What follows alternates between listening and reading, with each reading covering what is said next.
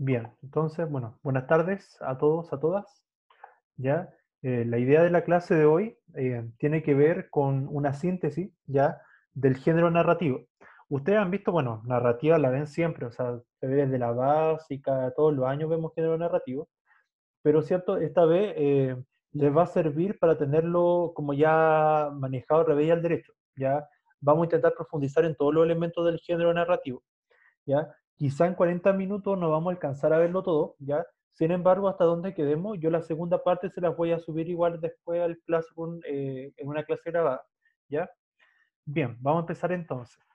Voy a partir con las siguientes reflexiones. Una de Paul Valéry que dice lo siguiente. Dice, los libros tienen los mismos enemigos que el hombre, el fuego, la humedad, los animales, el tiempo y su propio contenido. En ese sentido, ¿cierto? A lo que apunta, por ejemplo, lo que dice este escritor, es que el libro es una extensión del ser humano. El libro, como es creado por personas, ¿cierto? Por el ser humano, tiene también sus convicciones, sus ideales, su experiencia, ¿ya? En ese sentido. También tenemos al escritor Jorge Luis Borges, que dice lo siguiente. De los diversos instrumentos inventados por el hombre, el más asombroso es el libro. Todos los demás son extensiones de su cuerpo. Solo el libro es una extensión de la imaginación y la memoria. Acá hay dos temas importantes. Ustedes saben que la literatura es ficción, ¿verdad? Entonces la importancia de la imaginación, ¿cierto? También de la memoria, porque la memoria funciona, por ejemplo, de manera individual cuando nosotros reconocemos nuestro pasado. En la medida que sabemos nuestro pasado, reconocemos nuestra biografía, nos vamos identificando nosotros mismos, ¿cierto? Nos vamos caracterizando. Y por otro lado, tenemos la memoria colectiva, la memoria social, que nos hace sentir parte de una comunidad, ¿verdad? De un país, de una cultura, ¿ya? ¿Cierto? Entonces la memoria siempre está presente en nuestra vida. ¿Cuál es el objetivo de la clase de hoy? Entonces, como les decía, hacer una síntesis del género narrativo, ver, por ejemplo, los tipos de personajes, las características del espacio, el tiempo, ya algunas técnicas narrativas contemporáneas, por ejemplo, y, por ejemplo, también estilos narrativos. ¿Ya? Les voy a agradecer, ¿cierto? Si es que apagan los micrófonos, pero cuando tengan alguna duda lo pueden activar. Bien, chicos. Entonces, el acto de narrar es un procedimiento cotidiano, ¿ya? ¿Por qué? Porque, por ejemplo, las personas bueno, desde el desarrollo humano, ¿cierto? Desde el principio de la humanidad, siempre que el ser humano se ha comunicado, cuando desarrolló el lenguaje, ¿ya? Tenía pues, esa necesidad de comunicar a otros su experiencia, lo que iba viviendo, ¿ya? En ese sentido, por ejemplo, sabemos que las primeras culturas se iban comunicando al principio oralmente, ¿ya? Iban, sobre todo los antepasados, las personas mayores, ¿verdad? Dentro de una cultura, iban contando la historia a los más jóvenes y de esa manera iban transmitiendo los mitos, ¿cierto? Las leyendas y la cultura de un pueblo, ¿ya? En cambio ahora es mucho más relacionado con la escritura y la lectura, ¿ya? También, por otro lado, nosotros sabemos que la narración está en nuestra vida diaria. Por ejemplo, cuando alguien nos dice qué hemos hecho hoy, qué hicimos el fin de semana, qué nos pasó hoy día, o cuando nosotros, por ejemplo, le hacemos la misma pregunta a otra persona, ahí ya estamos aplicando la narración, ¿ya? Para que vean que la narración no es algo lejano, ya nosotros la narración está presente en el día a día. Un dato para ustedes, ¿cierto? Es que la literatura, como la concebimos actualmente, ¿cierto? Como una forma escrita, ¿ya? Es porque nosotros estamos en una sociedad muy alfabetizada, entonces donde la escritura y la lectura son importantes, son fundamentales. Pero en las culturas más antiguas todo partió siendo a través de la oralidad. Yo creo que han escuchado, por ejemplo, hablar de los juglares, ¿ya? En el caso de la Edad Media, también están los aedos en la Grecia antigua, son tradiciones orales en las que los cantores, por así decirlo, se ponían en las plazas públicas, así como si se pusieran acá en la plaza de Copiapó, ¿cierto? Y cantaban y contaban a la vez también la historia, las hazañas de héroes, ¿verdad? Y era una forma de perpetuar también la historia de un pueblo, ¿ya? Y bien, y también yo creo que cuando han sido, por ejemplo, la básica, cuando han tenido clase antes de literatura, estaban los cuentacuentos. Y recordará, me imagino, a alguien, no sé, algún profesor, alguna tía, tío, que se disfrazaba, por ejemplo, les contaba animadamente un cuento, con cierto suspenso, con la voz. Bueno, los cuentacuentos también responde a la oralidad, ¿ya? Bien, algunos rasgos, ¿cierto?, importantes del género narrativo, como habíamos dicho, como pertenece a la literatura, estamos dentro de la ficción, ¿ya? El narrador, que es el ente, ¿verdad?, que nos cuenta la historia, es creado por el autor y es ficticio, ¿ya? Tenemos los personajes que realizan las acciones y esto ocurre en un tiempo y lugar determinado, ¿ya? Bien, chicos, ¿podrían apagar los micrófonos, por favor? Ahí sí. ¿Ya? Dependiendo de la extensión, ¿cierto?, del relato, tenemos relatos breves, que son los cuentos, donde sabemos que hay pocos personajes, no hay mucha descripción, ¿ya? Y obviamente profundiza en el desenlace de la historia, hacia el final de la historia, ¿ya? Es importante en los cuentos, sobre todo, cómo termina esa historia, ya el suspenso que le da el narrador, ¿ya? Y por otro lado, ¿cierto? Tenemos la novela, ¿ya? Que es mucho más extensa. ¿Ya? ¿Cierto? Y ahí donde se profundizan los lugares, se describe mejor los ambientes, los personajes, lo que sucede en la historia, y como las novelas no necesariamente tienen un fin, ya no tienen un número de páginas fijo, ya el narrador puede extenderse, reflexionar, incorporar nuevos personajes, etc. Otro dato importante es que, por ejemplo, a veces hay narraciones más breves que un cuento. Recordarán, ¿cierto?, los microcuentos, como en Santiago en 100 palabras, yo creo que han escuchado de ese concurso literario, ¿ya? Donde, como el nombre lo dice, las personas escriben microcuentos o microrelatos hasta 100 palabras. Entonces, en esas 100 palabras son capaces de condensar una historia, de generalmente tienen algún final inesperado, le agregan suspenso, ¿verdad? Ya, en ese sentido, otro de los subgéneros, ¿cierto?, de la narrativa. Bien, pregunta para ustedes, ya para que vayan participando. Respecto del género narrativo, se puede afirmar que centra su interés en el relato de los hechos. ¿Serán importantes los hechos en el género narrativo o no? ¿Sí o no? Obvio. Claro, ¿verdad? O sea, sin los hechos, sin lo que sucede, sin los acontecimientos, no habría narración, ¿verdad? Y la segunda dice, presenta un mundo ficticio creado a través del relato. Esa también es cierta porque cuando estamos en la literatura estamos en la ficción. Y como saben también utiliza ambientes, personajes y acontecimientos. Entonces en esa pregunta la respuesta correcta era uno, 2 y 3. ¿Ya? Bien, hasta ahí no creo que tengan dudas, pero cualquier cosa me dicen. Ya, otro dato, ya, el narrador o perdón, el emisor real, ¿cierto? Se llama autor, ¿verdad? Que es quien crea la historia, y el emisor ficticio, que es creado por el autor, pero que es el narrador, ¿cierto? Ya, ese es quien nos va contando la historia dentro del relato, ¿ya? Bien, ahora vamos a ver las distintas clasificaciones o los subgéneros narrativos que han ido surgiendo a lo largo de las distintas épocas, ¿ya? Estos se llaman géneros históricos porque cada género va teniendo sus propias características de acuerdo a la época en la que surge o la que más se utiliza, ¿cierto? ¿Ya? Por ejemplo, tenemos los poemas épicos, ¿ya? Que son canciones orales, ¿cierto? Porque toda esta literatura más antigua nace en la oralidad, como por ejemplo en el caso de la Grecia antigua, ya teníamos la hazaña de los héroes como Hércules, por ejemplo. Yo creo que han escuchado a Hércules, han escuchado también a Buda, Siddhartha, ¿verdad? Que también leyeron. Ellos de alguna manera son héroes también de sus propias culturas, ¿ya? Y todo esto, esta idea de los héroes, surge con la idea de generar una identidad en un pueblo, en una cultura, ¿ya? Acá nos dan el ejemplo, ¿cierto?, de El Cantar de Roldán, que es un texto de origen francés, que es la chanson de Roldán, que relata, ¿cierto?, nos cuenta la batalla de Roncesvalles en la que participaba Carlomagno. Esta es la época del Imperio Carolingio, siglo XI, XII, en Francia. Ya las personas que les guste la historia pueden buscar más información sobre eso, ya donde el imperio de Francia, el imperio de Carlomagno se estaba extendiendo y en este caso se extendía por toda España, ya o se estaba extendiendo por España. ¿Ya? Después pasamos a las epopeyas. Pero ¿cuál es la diferencia entre epopeya y poema épico? El poema épico se centraba en un personaje, en cambio la epopeya habla de varios personajes, se centra en lo que interesa realmente es la identidad como comunidad, como pueblo. Y un ejemplo clásico o característico de la epopeya es la Odisea. Yo creo que han escuchado de la Odisea, ¿cierto, Domero? La Odisea la han escuchado, ¿no? ¿O la han leído? ¿O han visto la película al menos? La Odisea, ¿cierto? Habla del viaje de Odiseo o de Ulises, ¿ya?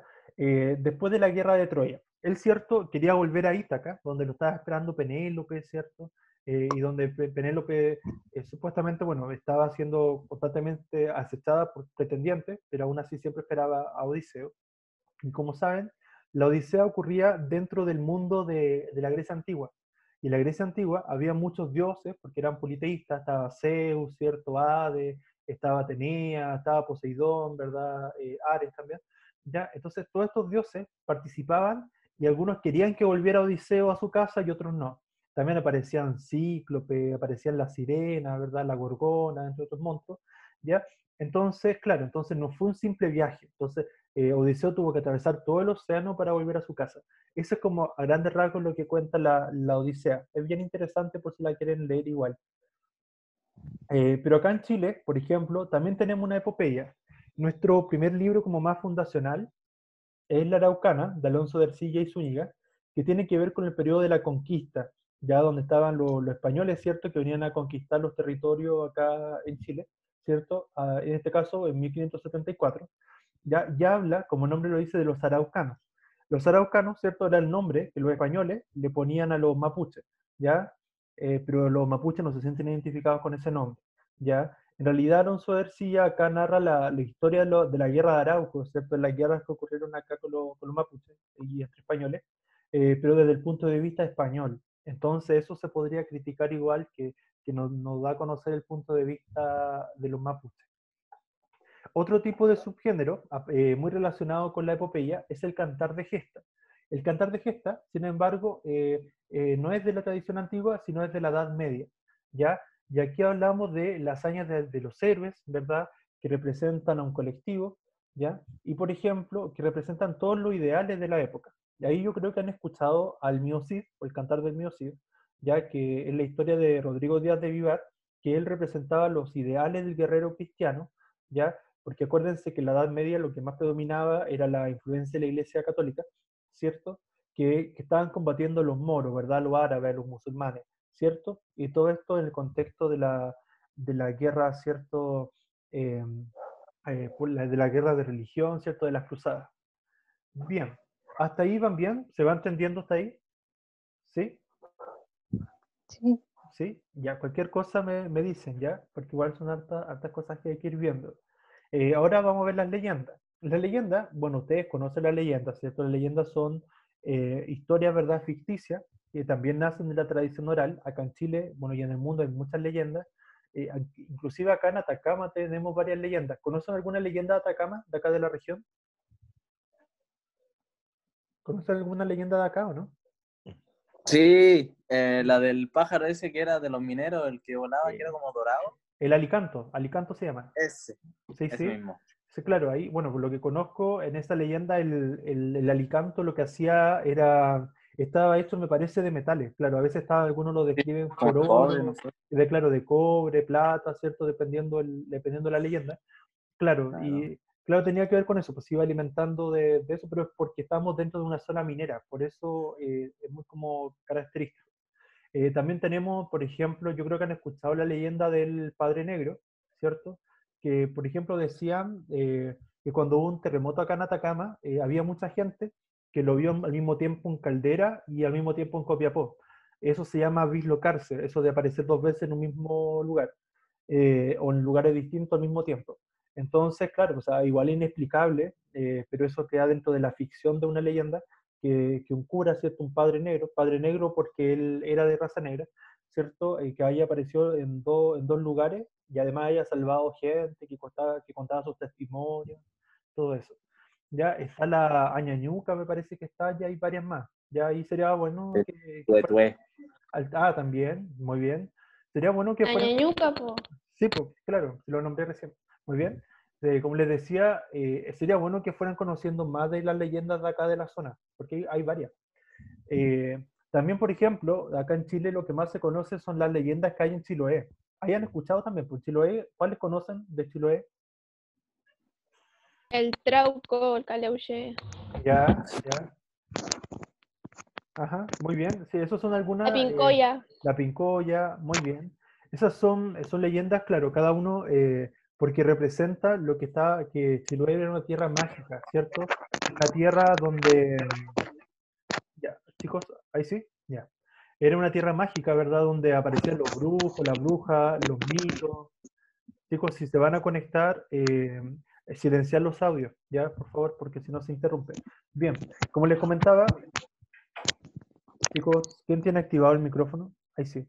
Ya. Como les comentaba entonces, en Chiloé se da mucho esto de las leyendas, y como uno de los más característicos es el Caleuche, cierto que es un barco de brujos, ¿verdad? Que aparece en los mares de Chiloé, aparece generalmente en la noche, obviamente por todo el ambiente, así que hay como una neblina, ¿cierto?, que lo rodea, según cuenta la leyenda, y se dice que quien descubre, ¿verdad?, si es que las personas que observan ese barco, es visto por los brujos que están en él, se le tuerce la boca o muere de manera súbita. ¿Ya? Entonces la hazaña está en intentar mirar, ¿cierto?, a estos tripulantes, a estos brujos, sin que se den cuenta. ¿Ya? Eso cuenta la leyenda del Caleuche. ¿Ya? Pero más o menos para que se hagan esa idea, ¿cierto? Que son relatos ficcionales, ¿verdad? De hechos sobrenaturales. Muy bien. Otro subgénero dentro de la narrativa es el romance.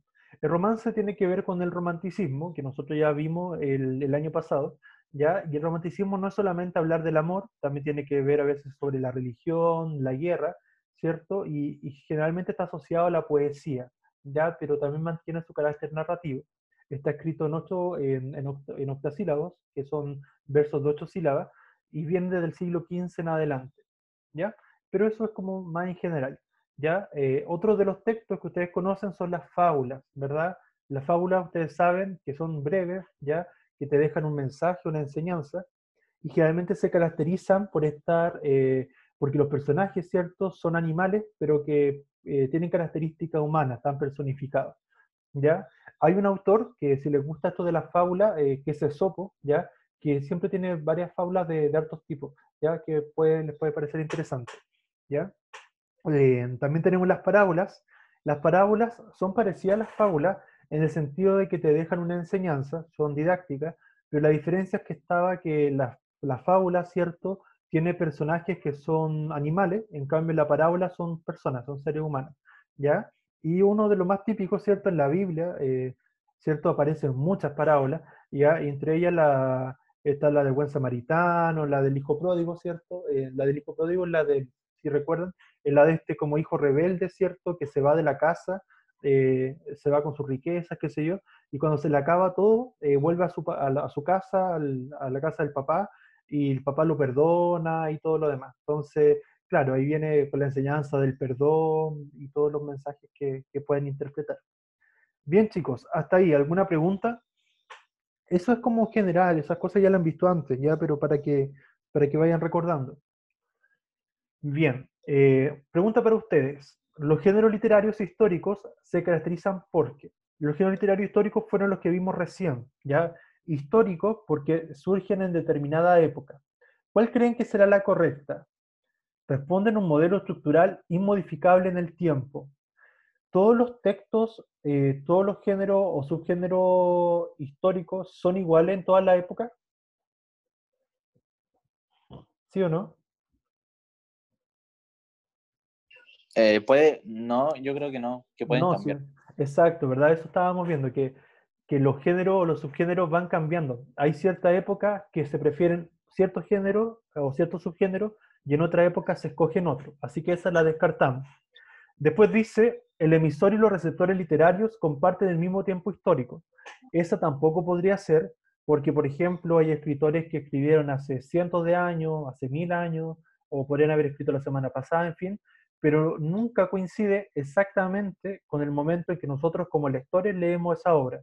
Entonces no coincide el tiempo, ¿verdad? El momento en que lee el emisor, o sea, en que escribe el emisor y que leemos nosotros como lectores. Así que esa la descartamos. Después dice, manifiesta una realidad ficcional propia del género narrativo. Esa estaba buena como distractor, pero no es la más correcta porque dice, manifiesta una realidad ficcional. Sabemos que la literatura es ficción, eso está bien, pero es propia del género narrativo, no exclusivamente, ¿cierto? Sabemos que la ficción es transversal a todos los géneros literarios, al género dramático, al género lírico, así que en ese caso, por ese punto, porque no es propia del género narrativo, por eso no puede ser la correcta. Y después la E dice, su forma y su estructura dependen de la temática que se quiera abordar. Esa también era un buen distractor, pero en realidad es la época la que define el género, y el género define los temas que va a abordar, no al revés, no es que los temas vayan a definir el género y después la época, no, es al revés. Entonces esa la descartamos. Entonces la correcta, como ahí aparece la B, que dice, surgen a partir de determinadas circunstancias sociales y culturales propias de una época. Así es, por eso se llaman cierto género literario histórico, porque surgen en cierta época por las características que tienen. Bien, se va entendiendo, ¿cierto? ¿Sí? Bien, vamos a pasar ahora a la focalización, ya que es otra característica del género narrativo. Y la focalización es el punto de vista, ¿cierto?, con que se ve el relato, que mira ¿cierto?, el narrador el relato. ¿Ya? Tenemos la focalización cero, que es para el narrador omnisciente. Ustedes saben que el narrador omnisciente es el que todo lo sabe, ya que conoce los pensamientos, los sentimientos de los personajes, o emite un juicio de valor, y que si bien intenta ser objetivo, a veces igual cae un poco en la subjetividad, ¿ya? Y por otra parte, es focalización cero, porque no se como es un foco, ¿cierto? No se enfoca ni solamente en los sentimientos, ni en lo exterior. Por lo tanto, como no hay un foco claro, se llama focalización cero. Veamos el siguiente ejemplo, de Alicia del País de las Maravillas, de Lewis Carroll. El narrador de Alicia del País de las Maravillas no solo es capaz de contarnos lo que hace Alicia junto a su hermana, sino que puede incluso citar los pensamientos de la joven protagonista, pues sabe lo que se pregunta Alicia en torno al libro que lee junto a su hermana. Después cita, Alicia empezaba a cansarse de estar allí sentada con su hermana a orillas del río, sin tener nada que hacer. De vez en cuando se asomaba al libro que estaba leyendo su hermana, pero era un libro sin ilustraciones ni diálogos. ¿Y de qué sirve un libro?, se preguntaba Alicia, que no tiene diálogos ni dibujos. Bien, ¿por qué podríamos decir que ese fragmento es de un narrador omnisciente? ¿Por qué hay un narrador omnisciente allí? Ustedes se fijan, ¿cierto? Al principio dice, Alicia empezaba a cansarse de estar ahí sentada, Porque ¿cierto? cuenta la historia y él no está en la historia. Sí, va por Algo ahí, así. sí, va por No ahí, está sí, va por ahí, pero fíjense lo siguiente. Dice al principio, Alicia empezaba a cansarse de estar allí sentada. Él, claro, él puede observar que ella se ve cansada, pero el hecho de que está emitiendo como una opinión. Dice, Alicia empezaba a cansarse. O sea, él dice que Alicia se cansaba sin que necesariamente Alicia dijera que ella estaba cansada. Entonces, eso de emitir una opinión o un juicio de valor es propio del narrador omnisciente. Y más adelante, también conoce lo que piensa Alicia. Dice, ¿de qué sirve un libro?, se preguntaba Alicia, que no tiene ni diálogo ni dibujo. O sea, eso Alicia no lo dice, sino que en realidad lo piensa. Entonces ahí accedemos a los pensamientos de Alicia. ¿Se va entendiendo? ¿Sí? Bien, bien. Después viene la focalización interna, que es propia del narrador protagonista y testigo. El protagonista, ¿cierto?, porque conoce su mundo interior, sus pensamientos, y el testigo también conoce su mundo interior, pero principalmente se centra más en el protagonista, ¿ya? Y estos solamente conocen una parte nomás de la realidad, ¿ya? Y por lo tanto es subjetivo. Veamos el siguiente ejemplo, de Memoria del subsuelo, de Fyodor Dostoyevsky. Dice así, soy un hombre enfermo, soy un hombre rabioso. No soy nada atractivo, creo que estoy enfermo del hígado. Sin embargo, no sé un higo de mi enfermedad y seguramente tampoco pueda precisar qué es lo que me duele. No estoy en tratamiento y nunca lo estuve, aunque siento respeto por la medicina y los médicos. Además, soy supersticioso a más no poder, aunque lo justo como para respetar la medicina. ¿Por qué podríamos decir que este fragmento es de un narrador protagonista? Porque dice soy. Exacto, ¿verdad? Está hablando en primera persona. Muy bien, Dana, gracias. Bien, bien. Bueno, si les gusta las novelas, esta es una novela bien interesante. Dostoyevsky tiene varias novelas. Una de ellas es Crimen y Castigo. Ya esto es de la literatura rusa, del realismo ruso, por si alguno le quisiera leer. Bien, la otra focalización es la focalización externa, ya que como el nombre lo dice, se enfoca solamente en lo externo, en lo que observa el narrador. ¿ya? Y corresponde al narrador de conocimiento relativo, o también llamado de conocimiento, o más bien narrador objetivo, ¿ya? Veamos el siguiente ejemplo, en El obsceno pájaro de la noche de José Donoso. El sótano está caliente con el brasero que tenemos encendido día y noche, para que se seque el engrudo con que el mudito empapeló la pared. La Amalia plancha pañales, la María Benítez quiere tenerlo todo preparado con tiempo para el nacimiento. Revuelve mixtos fragantes sobre el fuego, espera que hiervan, echa otras hierbas que cambian el olor de la habitación, un poco más de agua, cuela, deja enfriarse, vierte agua de colores dentro de frascos. Esto sirve para restañar la sangre, una nunca sabe con una primeriza, y esto desinfecta, y esto para ponerle fomentos que por si le siguen las jaquecas. Si se fijan, ¿cierto? En esta parte de la historia, nos están relatando un parto, ¿verdad? Una mujer que está dando a luz, ¿verdad? Por primera vez, ¿cierto? Bien. Acá, ¿qué es lo importante? Si se fijan, todo este fragmento es solamente una descripción de lo que se ve. En ningún momento el narrador habla del mundo interior, ni de los sentimientos, ni de las emociones de los personajes. Bien, eso respecto a la focalización. Si hay algo que no vaya quedando claro, me van diciendo, ¿ya? Vamos a ver entonces ahora los tipos de narrador, ¿verdad? Pero según están dentro o fuera del relato. Ustedes saben que los narradores que están dentro de la historia, como el protagonista, ¿cierto? O el testigo, reciben el nombre de homodiegéticos. Homodiegéticos, homo significa dentro de o igual a, y diégesis significa historia, ¿ya? Por lo tanto, son aquellos que están dentro de la historia. Como en el siguiente ejemplo, ya de Hermann Hesse, ¿cierto? El lobo estepario. Tuve que bailar con ella 2 o 3 veces y en un intervalo me presentó al que tocaba saxofón, un hombre moreno, joven y bello, de origen español o sudamericano, el cual, como ella dijo, sabía tocar todos los instrumentos y hablar todos los idiomas. Si se fijan, el narrador en ese caso está hablando en primera persona, por lo tanto es protagonista, y sabemos que el protagonista está dentro de la historia, así que es homodiegético. ¿Se va entendiendo? ¿Sí? ¿Sí, Sí. cierto? Ya. Ahora vamos a ver los heterodiegéticos o los que están fuera de la historia. ¿Ya? En este caso, por ejemplo, tenemos al de conocimiento relativo, que es el objetivo, y el narrador omnisciente, porque si bien uno puede saber más cosas y el otro menos, pero la característica es que están fuera del relato, por eso se llama heterodiegético. Ejemplo, de Mario Vargas Llosa, El abuelo. ¿Cierto? En el siguiente fragmento, el narrador no se encuentra en la historia, pero conoce hasta el más mínimo detalle, incluso lo que ocurre en un plano invisible. En ese sentido hablamos de un narrador omnisciente. Regresó a su asiento y esperó.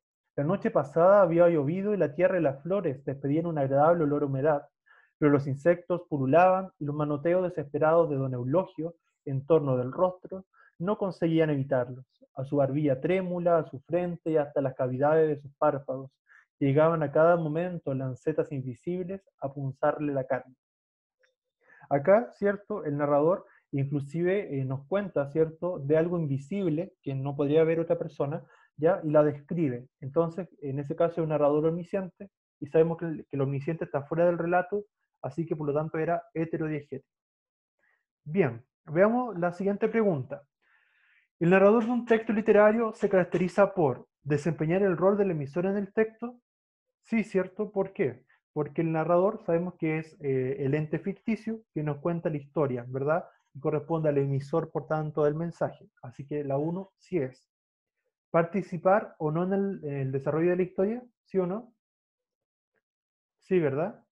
Sí, porque lo que estábamos viendo era que se daban esas dos opciones. Los narradores están dentro de la historia, que era lo homodiegético, o fuera de la historia, heterodiegético. Así que sí. Y ser un ente de Profe, ficción, ¿sí? ¿a qué se refiere con un ente ficticio? Un ente ficticio es un ser es un ser creado por es un ser creado por el autor. ¿Ya? O sea, que es invención del autor. A eso se refiere por ente ficticio. Ah, ya, gracias. ¿Ya? Muy bien. Cualquier duda me van preguntando. Ahora vamos a pasar a los estilos narrativos. Los estilos narrativos también los vimos en el género dramático, ya cuando estábamos viendo en la unidad 0. ¿Ya? Lo vamos a repasar de nuevo. Está el estilo directo, ya donde hablan directamente los personajes y corresponden los diálogos. Cada vez que estemos en presencia de diálogos en un fragmento, estamos en el estilo directo, ya porque hablan directamente los personajes. Veamos este ejemplo de Martín Rivas, ¿cierto? De Alberto Lesgana, ¿cierto? Autor chileno. ¿Y cómo se llama usted?, preguntó con voz seca. Martín Rivas, contestó el provinciano, tratando de dominar su impaciencia, que no dejó por esto de reflejarse en sus ojos. Espérese pues, díjole el criado, que entró con paso lento a las habitaciones del interior. ¿Cierto? Si se fijan bien, ahí tenemos un diálogo entre dos personajes, entre el criado y Martín Rivas, ¿verdad? Entonces, cuando hay diálogo, es estilo directo.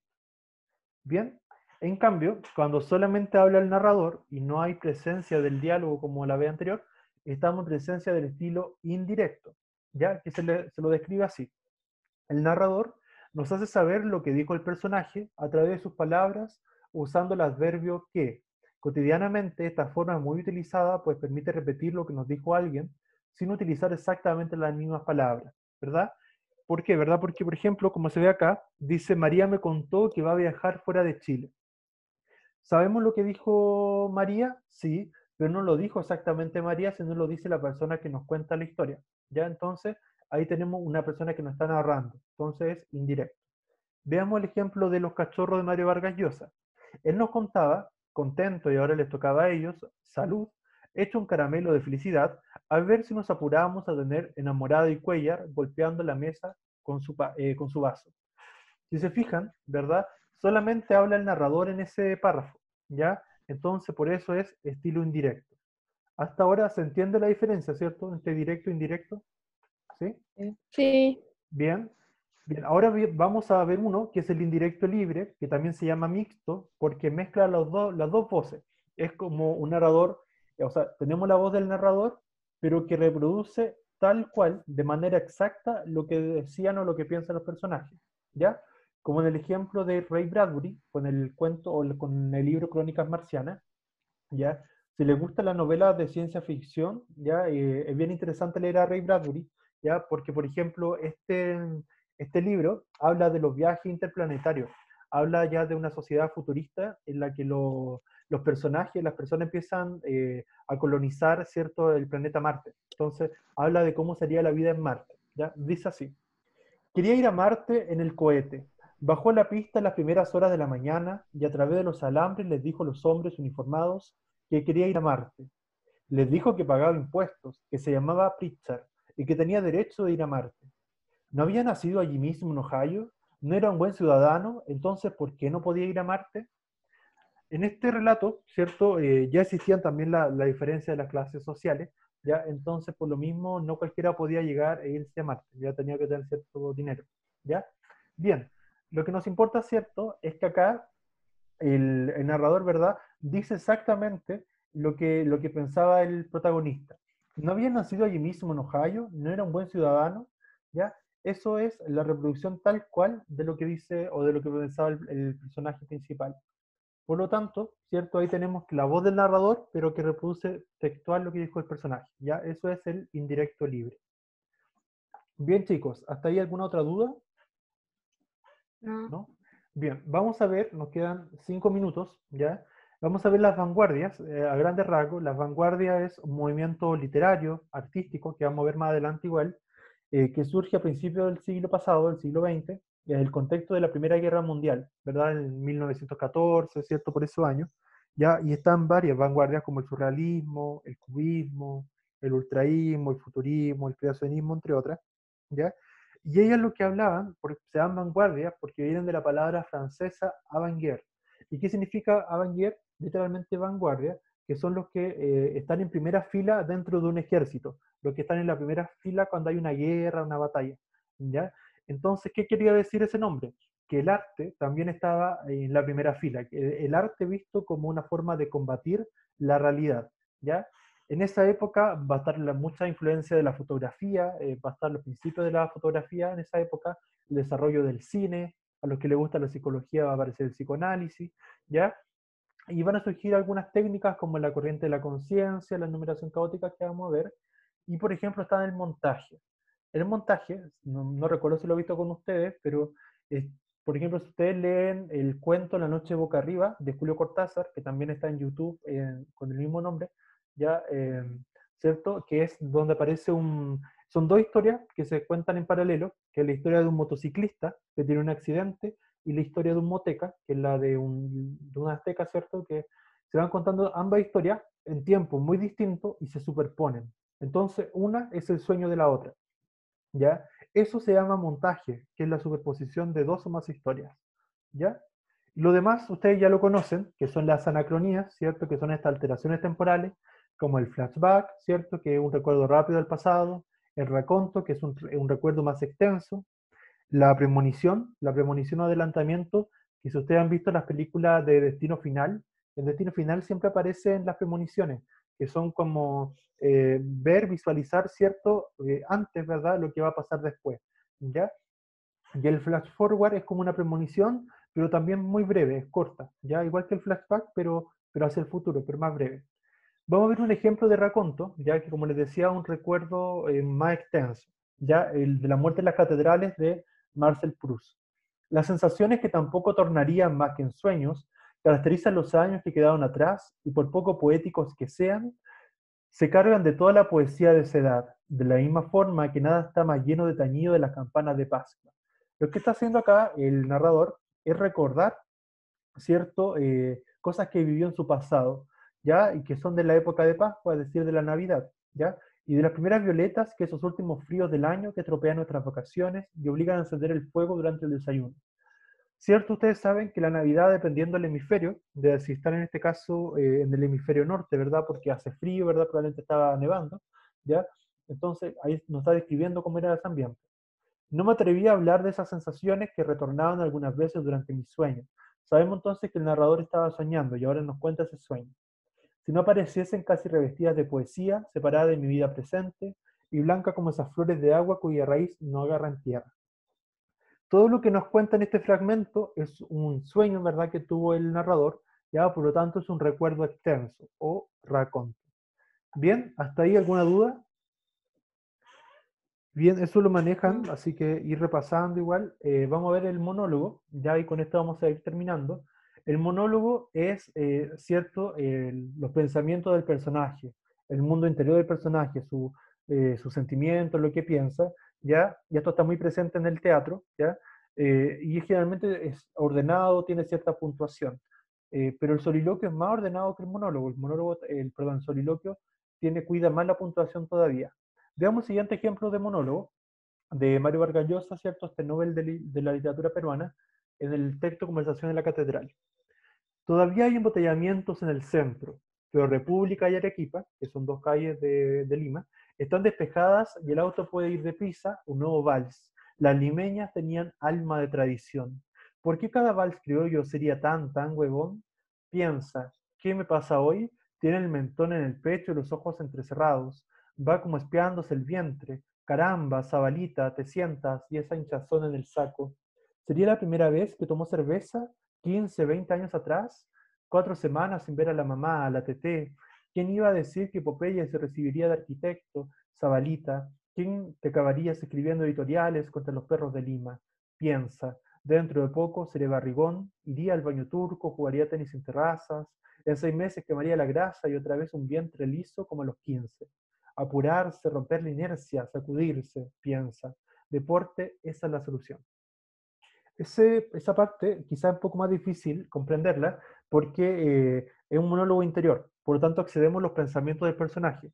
Y ustedes saben que a veces no pensamos de manera tan ordenada, ¿ya? Sino más bien al contrario, somos más desordenados para pensar, ¿ya? Bien chicos, nos queda un minuto, ¿ya? Le falta una parte, pero se las voy a subir igual, se las voy a grabar para compartírsela, ¿ya? Y para que la vayan teniendo igual. No sé si tienen alguna duda hasta acá. No, yo no.